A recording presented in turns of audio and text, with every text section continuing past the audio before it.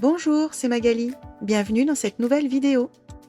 Nous continuons l'élaboration de l'album Doux Noël, décoré pour ma part avec la collection digitale Vintage Christmas de Florju Designs. Vous retrouvez tous les liens de mes différents supports dans le descriptif de la vidéo et notamment la playlist de ce projet avec toutes les vidéos qui le concernent. Nous allons réaliser ce que j'ai appelé un livret cadre qui viendra ensuite se loger sous les rabats de notre page. Pour ma part, je réutilise la pochette que j'ai réalisée un peu trop grande dans une étape précédente pour la transformer. C'est pour ça qu'à l'écran, j'ai un peu d'avance. Il faut un papier décor de 14,5 sur 18. Sur les 14,5, on réalise un pli d'1 cm d'un seul côté. Et sur les 18, on réalise un pli de chaque côté à 1 cm. Au dos, on va réaliser un certain nombre de petites marques du côté où il n'y a qu'un seul pli, ainsi que sur son bord opposé. En haut et en bas, on fait une petite marque à 1,5 cm. On garde bien le pli rabattu pour venir faire cette petite marque.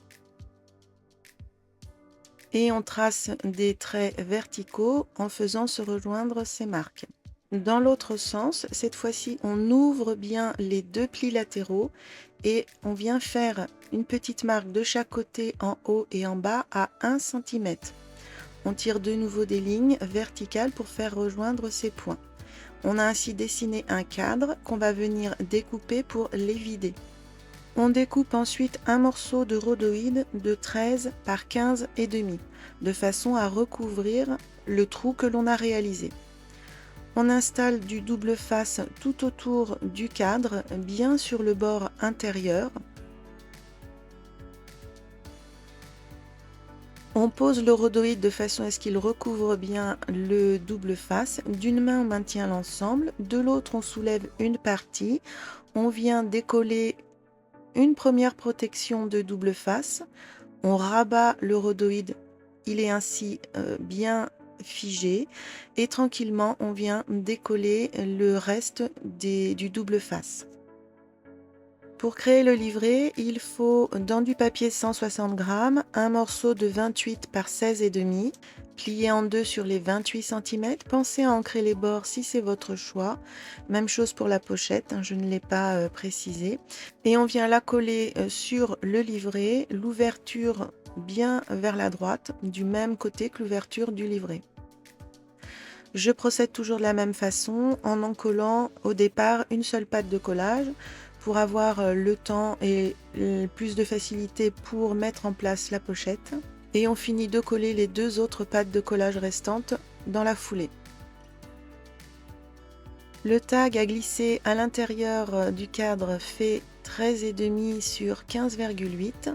Les coins sont tous arrondis, les bords ancrés. Et on peut coller un petit onglet pour faciliter l'extraction et l'insertion dans la pochette.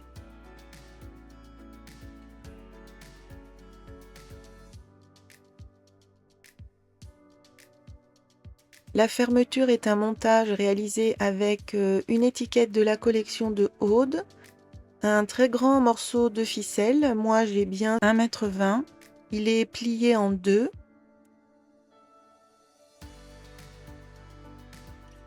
On insère la partie où il y a la boucle dans l'un des trous de l'étiquette. On le fait ressortir par l'arrière et on vient ressaisir les deux morceaux de ficelle laissés libres pour les faire passer dans cette boucle. On tire tout doucement jusqu'à ce que ça bloque. Et ensuite, chacun des morceaux de la ficelle va partir l'un vers la gauche, l'autre vers la droite de notre livret. Sur l'arrière, on bloque ce morceau de ficelle avec par exemple du masking tape ou du scotch, peu importe. Et on laisse de côté pour l'instant. On ne le décore pas tout de suite car il va falloir agrafer par l'intérieur des feuillets et il faudra bien cacher ces agrafes. Donc les feuillets, c'est du papier de récupération. J'en ai 6 mais vous pouvez en mettre un petit peu plus. Ils mesurent 12,5 par 15,5. On les place centrés à l'intérieur de notre livret. sur la page de droite et on vient les agrafer en haut, alors pas trop près du bord, de façon à ce qu'à l'arrière, le papier décor recouvre bien les agrafes. Et sous ces feuillets, il y a encore la place pour une photo 9 par 13, horizontale ou verticale. On vient maintenant recouvrir l'arrière avec un papier décor de 13,5 par 16 cm. On pense à ancrer les bords avant de coller.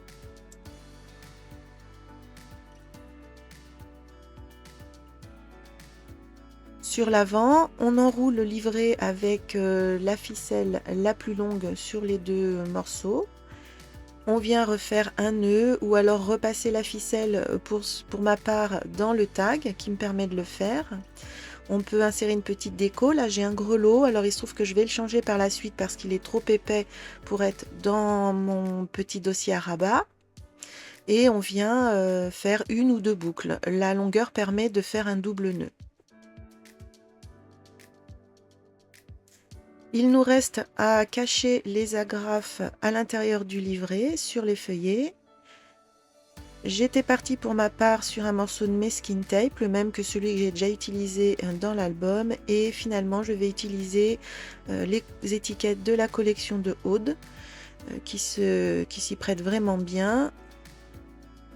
Le but étant de toute façon de cacher simplement les deux agrafes. Je vous conseille, quoi que vous mettiez, de pré-plier vos feuillets à la limite de l'étiquette que vous allez mettre ou du Meskin Tape, peu importe, de façon à ce que quand elles seront manipulées, elles ne viennent pas abîmer ce que vous allez mettre pour recouvrir vos agrafes.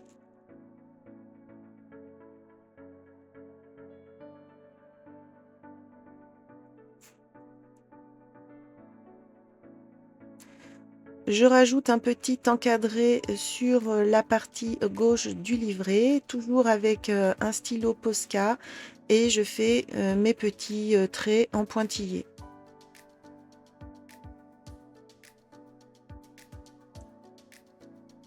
Voici ce que cela donne avec donc la nouvelle petite breloque qui remplace le grelot.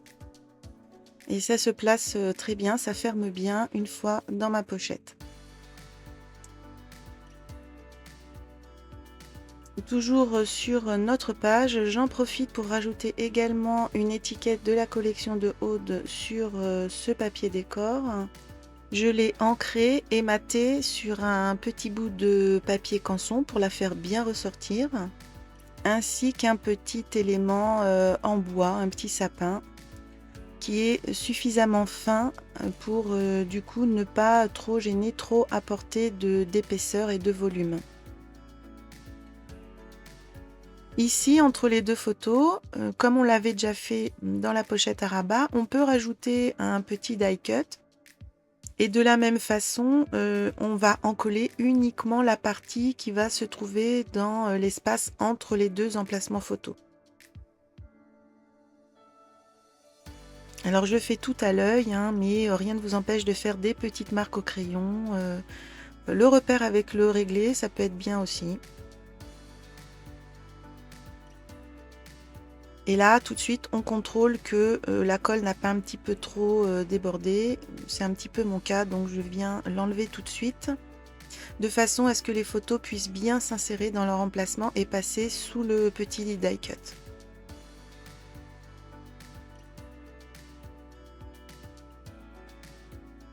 Et on passe à notre dernière page qui est plutôt une page de décoration puisque c'est une sorte de shaker sur laquelle on ne viendra pas mettre de photos et qui se retrouvera au milieu de notre album entre les deux autres pages.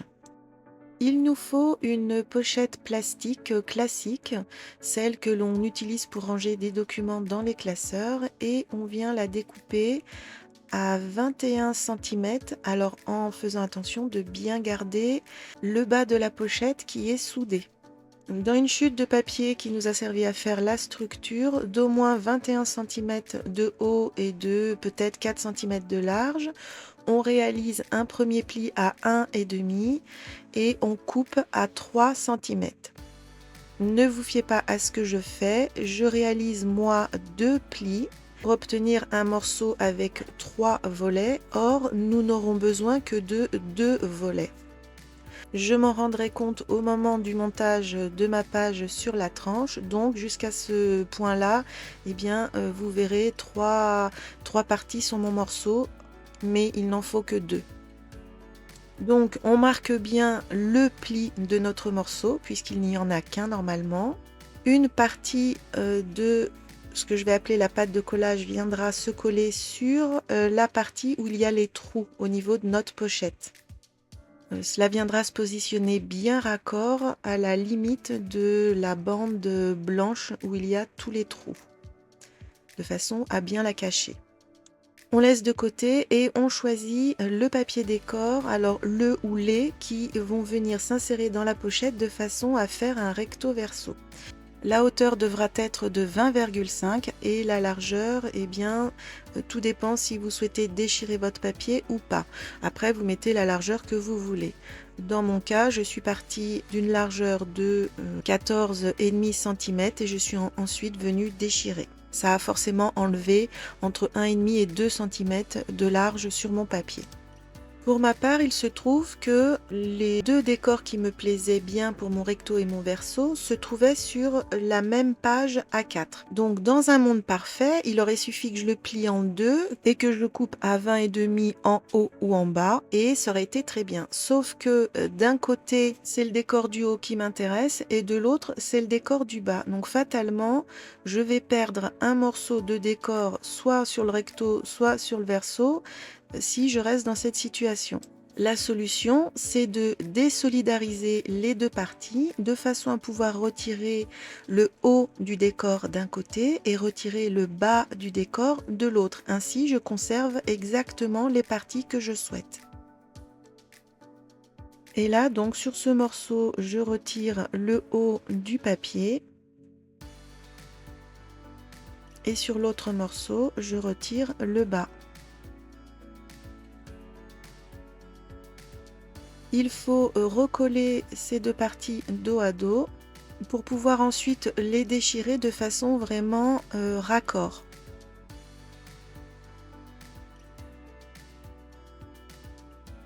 On repère un petit peu d'un côté puis de l'autre la partie du design que l'on va retirer en faisant attention évidemment de ne pas toucher ce que l'on souhaite maintenir. Sur notre pochette plastique, on installe une ligne de double face sur la zone où il y a les perforations et de préférence plutôt sur le bord le plus extérieur. On reprend notre charnière, je vais l'appeler comme ça, et on la plie en 2. Je vous rappelle que vous n'avez que 2 pans, contrairement à ce que vous voyez à l'écran où moi j'en ai 3. Et on la place sur la pochette, son pli bien bord à bord sur l'extérieur de la pochette pour couvrir la zone où il y a tous les petits trous. Et on la colle grâce au double face.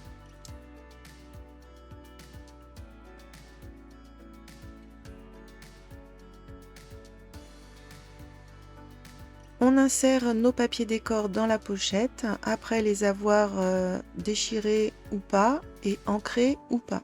Puis on va cacher là aussi sur le verso de la pochette la bande de perforation. Donc on vient coller comme tout à l'heure une ligne de double face, toujours le plus près du bord extérieur de la pochette. Et on découpe une bande de papier de 1,5 sur 21. Pour être plus à l'aise, on enlève les épaisseurs du papier décor à l'intérieur de la pochette, on le pousse et on vient fixer notre bande grâce au double face.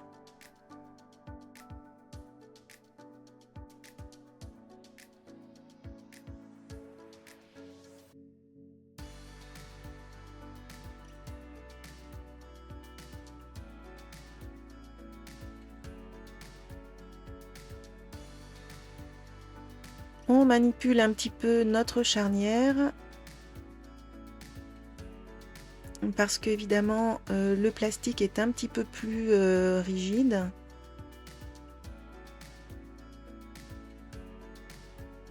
Et pour ma part, j'ai doublé mon double face avec une couture tout le long de la pochette. Alors j'ai quand même eu un peu de mal parce que ma machine a fait des siennes, donc c'est pas forcément très joli, mais je m'en fiche puisque de toute façon je vais le recouvrir avec un papier décor. J'ai également fait une couture tout du long du papier déchiré. Alors c'est dommage, on ne la voit pas et elle est bien plus jolie. Alors cette couture n'est pas obligatoire, mais moi je voulais que mes sequins restent quand même beaucoup plus regroupés dans une partie de la pochette et non pas un peu partout.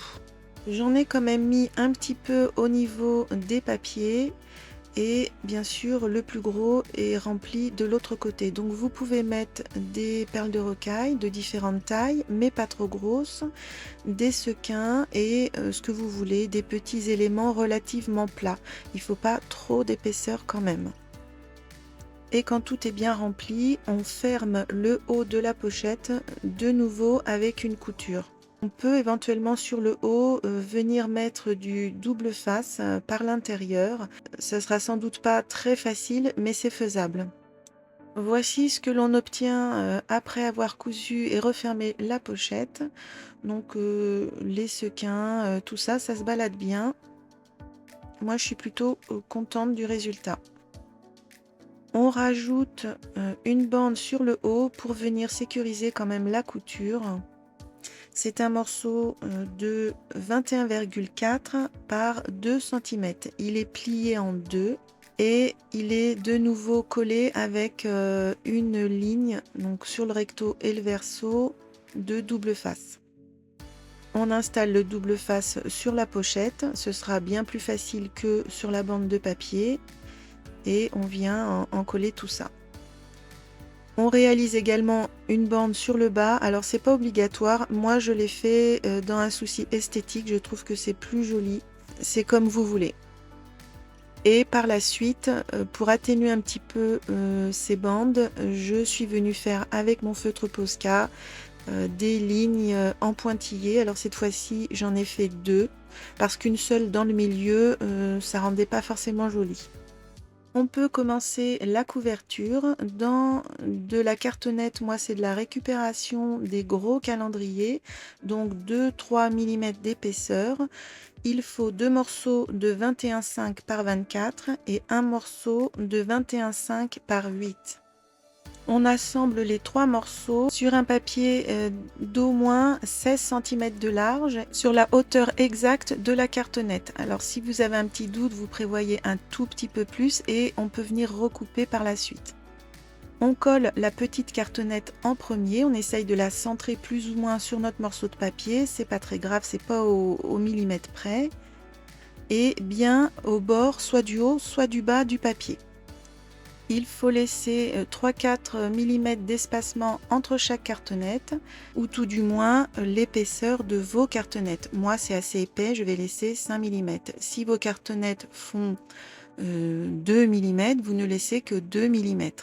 La petite cartonnette, évidemment, se retrouve au milieu des deux autres. Et pour vous aider à les aligner bien droites sur le bas ou le haut, on peut s'aider du réglé par exemple. Moi je dispose d'un petit kit qui est bien pratique d'ailleurs, avec une petite règle que vous voyez là en T, qui permet non seulement de bien les aligner sur le haut et le bas, mais également de faire l'espace nécessaire entre chaque cartonnette. Alors là, je vous montre ce qu'il ne faut pas faire, à savoir recouvrir les charnières intérieures tout de suite. Évidemment, à ce niveau-là du montage, je ne sais pas encore ce que je vais faire, comment je vais décorer mes cartonnettes, donc j'ai pas trop réfléchi à la chose. Donc en fait, ces charnières que j'ai recouvertes un peu trop tôt, une partie va se voir finalement quand j'aurai installé par la suite mon papier décor. Donc c'est toujours une phase normalement qu'on est censé faire plutôt vers la fin. Donc c'est pas grave, je vais me débrouiller pour essayer d'amoindrir, de cacher au maximum tout cela par la suite. Mais voilà, cette partie-là, on va la garder en mémoire, la façon dont je procède pour le faire, mais il ne faut pas le faire maintenant.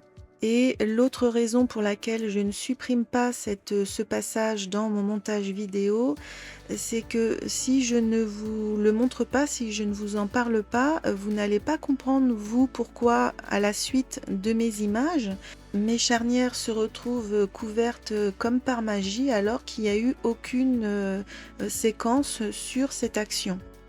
Pour couvrir le reste des cartonnettes latérales, des grandes cartonnettes, il faut des morceaux de papier de 23,5 par 25,5 et on se garde une marge de rembord de 2 cm uniquement de 3 côtés.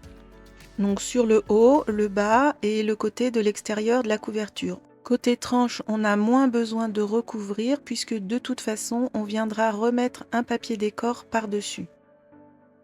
Alors si vous n'avez pas comme moi des grandes feuilles A3 qui vous permettent de découper du 23 ou du 25, il suffit de coller entre elles sur 1 cm à peu près plusieurs feuilles de façon à obtenir votre mesure. On pense à bien maroufler notre papier pour chasser l'air et faire adhérer sur notre cartonnette.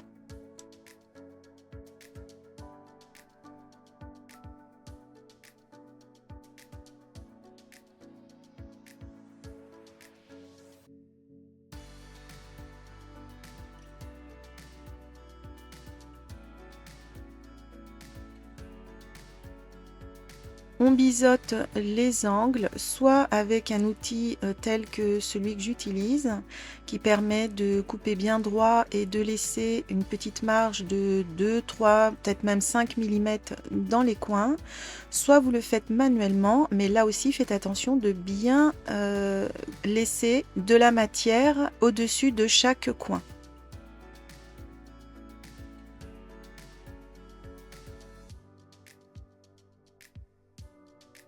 On marque les plis le long de la cartonnette avant de rabattre les rembords et de bien maroufler pour bien casser la fibre le long des tranches de la cartonnette. On colle les rembords par côté opposé.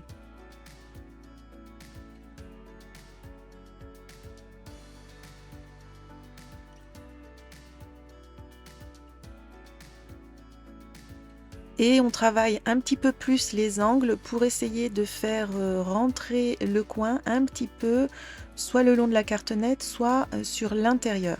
Donc il faut jouer de son plioir avec la pointe, il faut écraser très fort et forcer le papier à rentrer dans cet espace.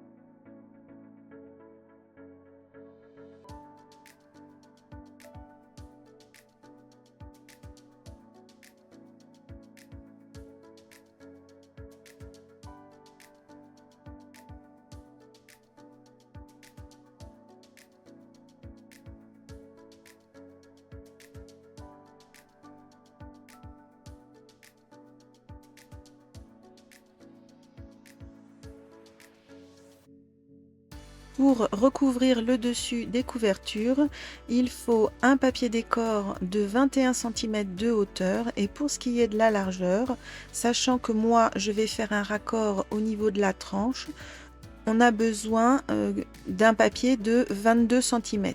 À voir, suivant ce que vous souhaitez faire. Est-ce que vous voudrez faire également un raccord comme moi qui va empiéter sur la tranche et une partie de la couverture, ou est-ce que vous voulez mettre un papier entier qui couvre tout le devant de votre couverture? Dans ce cas-là, il vous faudra un morceau de 23,5 de large.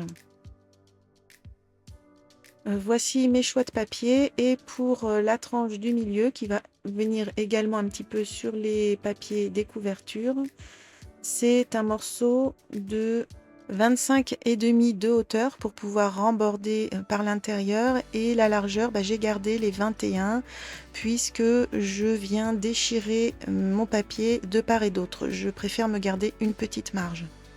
Alors surtout, avant de déchirer, on vient marquer le milieu au dos du papier sur le haut et le bas. Ça nous aidera à le placer par la suite. Moi, je vais y penser juste après avoir déchiré le premier côté, donc ça peut encore aller. Par contre, je fais ma marque sur l'endroit, ce qui ne sert à rien, je serai obligée de le reporter sur l'arrière un peu plus tard.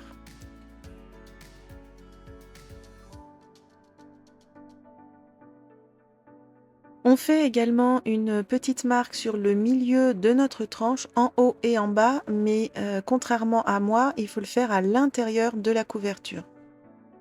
On pense à ancrer ces papiers si on le souhaite, et on colle les 2 grands morceaux des couvertures. On retourne ces couvertures, on prend son papier de la tranche, le design contre la table, et grâce aux petites marques que l'on a faites sur le milieu de la tranche et le milieu du papier décor déchiré, on vient positionner notre couverture de façon à être le plus raccord possible. Alors si vous n'arrivez pas à vous orienter juste avec la petite marque, vous pouvez tracer une ligne verticale tout du long qui vous aidera à mieux vous caler.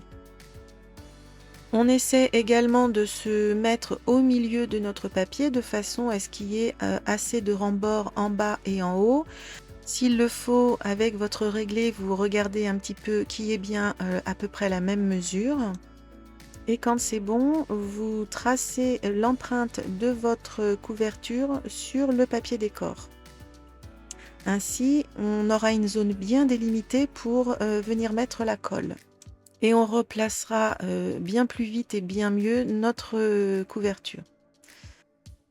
On peut en coller donc toute la zone comprise entre les 2 traits que l'on a fait.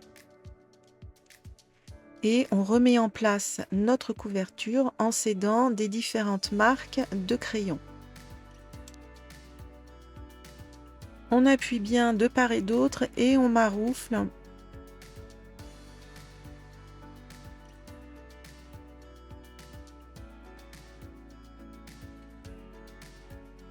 On fait travailler en même temps les plis des charnières en redressant doucement les côtés de la couverture et entre 2 manipulations, on maroufle.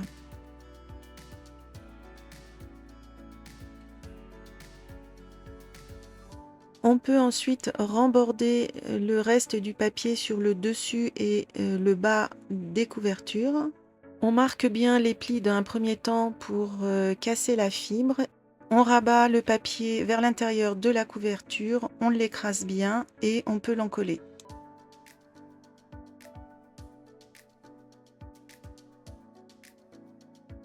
Dans la foulée, il faut bien travailler les plis de la charnière, alors délicatement pour ne pas déchirer le papier. Puis on vient refermer là encore les grands côtés de la couverture pour finir d'assouplir le papier et bien mettre en place les plis de la charnière. Et on refait la même chose de l'autre côté. Voici ce que cela donne. C'est plutôt pas mal et on va pouvoir installer les rubans de fermeture. On va perforer les 2 couvertures pour installer le ruban. Donc on détermine à quelle hauteur et à quelle profondeur on veut que ce trou vienne dans la couverture. Pour ma part, il sera à 8 cm du bord de chacune des couvertures et à 9 cm du bas. Une fois qu'on a fait une petite marque au crayon à papier sur les 2 couvertures, eh bien on vient les perforer l'une après l'autre.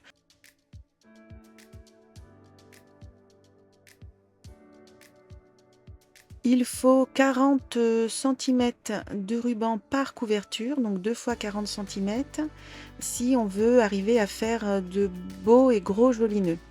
Et là, c'est le moment de venir recouvrir nos charnières. Souvenez-vous, l'étape que j'ai faite trop tôt pour ma part, ce sont des morceaux d'au moins 6 cm de large sur 21 de haut.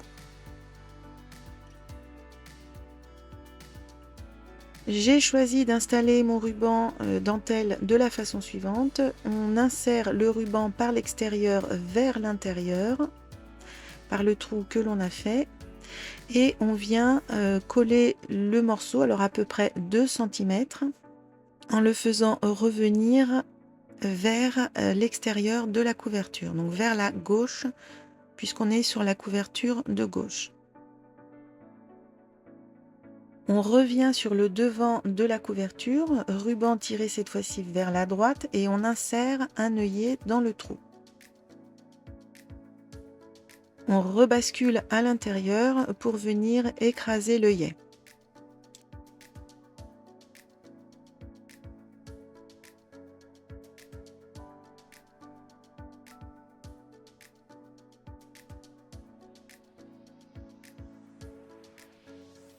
Et on fait exactement la même chose pour la couverture du dos. Voici ce que l'on obtient.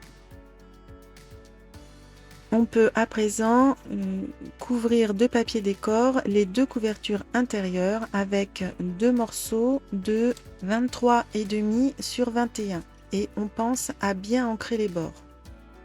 Alors il est important de savoir que sur ces deux emplacements en particulier vont venir par la suite des livrets. Donc essayez de choisir des papiers où il n'y aura pas un design auquel vous tenez qui risque d'être recouvert par ces futurs livrets. Cette séance s'achève, je vous retrouve très vite pour une dernière vidéo tuto sur ce projet et en attendant, bon scrap!